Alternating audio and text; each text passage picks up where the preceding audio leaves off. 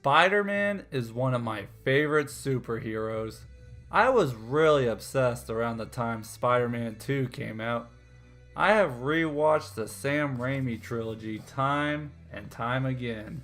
I have also seen Andrew Garfield's movies as well as Homecoming and all of the other Marvel Universe movies. I have even read a few of the comics. When I saw that this game was getting the treatment of a first-party exclusive, I was interested. I remember how fun it was to swing around the city in New York when playing Spider-Man 2 and Spider-Man 3. The developer of this game is none other than Insomniac Games, well known for games such as Spyro the Dragon, Ratchet and Clank, and Resistance, all of them being PlayStation exclusives. They also developed Sunset Overdrive, which is an exclusive for the Xbox One. Before this game, I have only beaten Ratchet and Clank Future Tools of Destruction. I meant the only Insomniac game, that is. I have dabbled in Resistance and have played a little Sunset Overdrive, in which I enjoy what I've played. I'll have to go back to it at some point. Why is this game exclusive for the PS4, you may ask? Boom. It was published by Sony Computer Entertainment. With that being said, let's start with the story. Spoilers coming in hot. Our game opens up in Peter Parker's apartment. Peter receives a call to duty, gets ready for his day, and off he goes to swinging to where the action is. Peter, aka Spider-Man, runs into a crime boss who goes by the name Wilson Fisk, aka the Kingpin. And quite frankly, he's not seen very much in the story. He mostly gets the spotlight here in the beginning.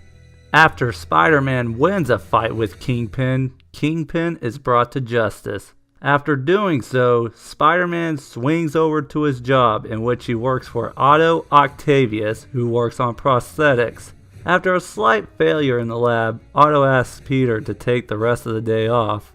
Sometime later, Peter goes back to the lab to work on his damaged Spidey suit, when all of a sudden, Dr. Octavius walks in, sees the suit, but lets Peter think he believes that he is a friend of Spider-Man, who is his suit crafter. At the end of the game though, Otto actually knew anyway. Peter wakes up the next morning and finds out that Otto did some work on the suit himself, with a suit containing new bells and whistles. He then goes to the homeless shelter called Feast, and it is here that Mr. Lee is introduced. More on him later. Peter meets with his Aunt May in celebration of her years of service to the shelter. Spider-Man receives a voicemail from Yuri, who I need to mention works for the New York Police Department, and Spider-Man helps her with crimes around the city. Yuri's voicemail states that an alarm in an auction house holding Fisk's estate sale goes off. Okay, I said Fisk isn't seen much in the story, but events related to him do happen on occasion. Spider-Man goes to check it out and sees men who call themselves demons hiding behind masks. Spider-Man essentially gets caught by a demon, but is saved by Mary Jane Watson. Yes, Mary Jane is not a damsel in distress in this story like the Sam Raimi movies. She serves as more than a love interest and actually makes significant contributions to the story. Mary Jane works for the Daily Bugle, and this is one of the times where you actually play as her, but more on that later. 15 minutes earlier, Mary Jane meets with Rose in the auction, who suspiciously acts like she doesn't want Mary Jane there. Rose decides to let Mary Jane look around the exhibits through a little tour, but on accident, Mary Jane sees a statue that piques her curiosity, and decides to have a look at it when Rose is not looking. After investigating the statue, Mary Jane finds a file about Devil's Breath, which is related to Norman Osborn. Not too long after, the demons come into the auction house, threatening Rose. Now at the time Mary Jane and Peter reunite, they finish their business in the auction house. Afterwards, out on the streets, Spider-Man runs into Shocker, who kind of has the design of a Killer Instinct character. More on him in just a bit. Spider-Man then heads back to Otto Octavius' lab to find the doctor working on a prosthetic for a customer. Until Norman Osborn, who is the mayor, walks in, tells Otto he's committed a violation, takes Otto's customer away, and just like that, Otto will have a hard time continuing his work and paying Peter. Spider-Man has another run-in with Shocker. Shocker gives out hints that he's working for someone, which lets Peter believe he is working for the demons. Speaking of demons, they're now back at it again with Fisk and his properties, in which Spider-Man teams up with a police officer known as Jefferson Davis. It is after this mission that Officer Davis is applauded as a hero. A short time later, there is a rally where Jefferson Davis was commended for his heroic acts. All of a sudden, an attack involving what seems to be negative energy comes about and wreaks havoc.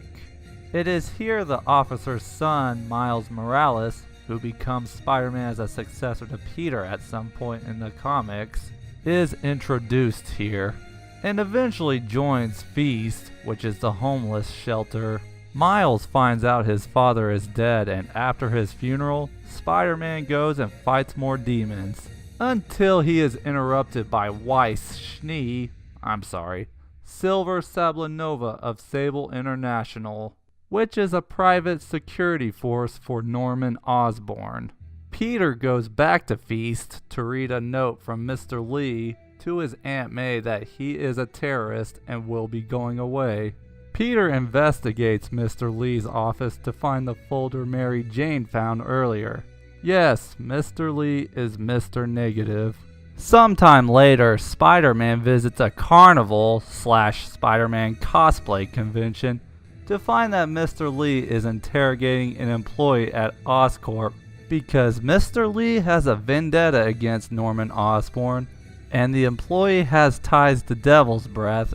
About the file Mary Jane picked up, yeah, apparently Norman and Fisk worked on a secret lab.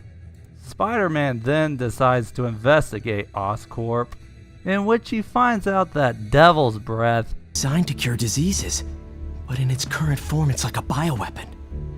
Couldn't have said it better myself. At Grand Central Station, the Devil's Breath is saved from Mr. Lee's hand, and now he is detained. Peter then goes to see Dr. Octopus, but something is not right. More on that later. Not too long after, there comes a mass breakout at the Raft, which is a prison, and here comes Electro, Vulture, Rhino, Mr. Negative, Scorpion, and Dr. Octopus. Turns out his brain couldn't handle his new arms. Dr. Octopus has the Devil's Breath, and now he unleashes it.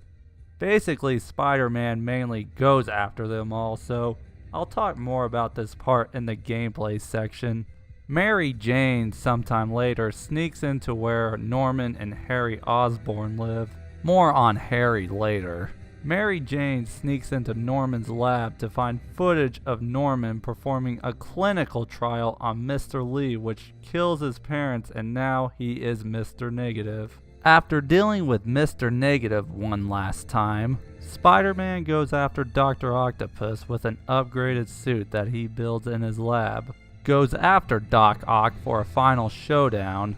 After defeating him, he and a disappointed Peter Parker go their separate ways. This ending is a bit depressing in some ways. Peter leaves someone he admires, then Aunt May dies due to health problems. But good news is, there was just a small bit of anti-serum to cure the people of New York who were infected with the Devil's Breath. Peter and Mary Jane go on a date after their complicated relationship throughout the game, but things seem like they will get better. Miles is now also Spider-Man due to a spider bite, Then the game hints at a sequel. Norman walks into his lab to tell his son that he will find a cure, like that worked for Mr. Lee, and hints that Green Goblin will come in a sequel. Before I get into the gameplay, here are my thoughts on the story. I am pretty impressed. It's a pretty lengthy story that will keep you busy for a weekend. The open world also has extra stuff that explores more of the life of Peter Parker, and I really like how Mary Jane plays a bigger role than a love interest. I also liked how Otto Octavius and Mr. Lee were more fleshed out as characters, giving them backstories and reasons why they were villains. I find myself being a little bit sympathetic for them, as Norman prevented Otto from doing his work, and Lee had a clinical trial that went wrong because of Norman, but they also had hearts distorted enough to give the Phantom Thieves a job to do. This game's cinematic feel is awesome too, but I do have some critiques. Now, I get it, too many villains was a major critique for Spider-Man 3, which I liked anyway, but that's beside the point. There are also character bios too, I see that also. I really do like the nods to the Spider-Man universe, but Fisk and the rest of the Sinister Six were a bit underutilized, I find. It was great to see them, don't get me wrong, but the other 4 characters of the Sinister Six seemingly come out of nowhere. I wish the game would have side quests involving them. Also Fisk, he is sidelined and events related to him happens, but he's in prison during it all. But with that being said, let's talk about the gameplay. Spider-Man is an open-world action-adventure game. The first thing that you, the player, does is swing through New York. This, by the way, is such a simple thing, but it's pretty much the most fun thing to do in this game. In other games, I do use skip travel, but when I play this game, I do not use it because why? Whee! Combat seems to take cues from the Batman Arkham games. You knock out enemies by pulling off combos with the attack button, and when your spider sense tingles, you dodge. After about an hour or so of gameplay, the city is free for you to explore. You can go anywhere, whenever, except during missions, and wherever you want. So as an open world game, does this game have plenty of content and a variety of things to do? The answer is yes. Main quests are the story missions marked by this yellow dot.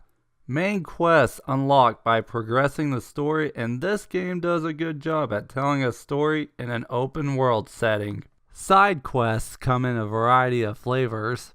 Examples include Fisk hideouts where you take down Fisk's thugs. There are also backpacks which contain collectibles of items that references the life of Peter Parker, giving more insight into his life.